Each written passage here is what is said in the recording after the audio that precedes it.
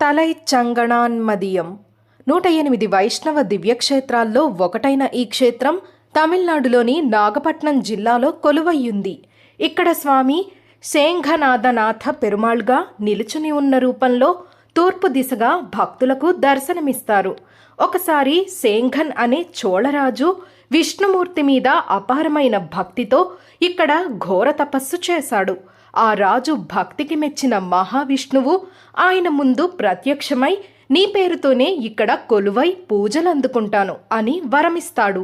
అందుకే ఇక్కడ స్వామి శేంఘనాథనాథ పెరుమాళ్గా పూజలందుకుంటున్నారు.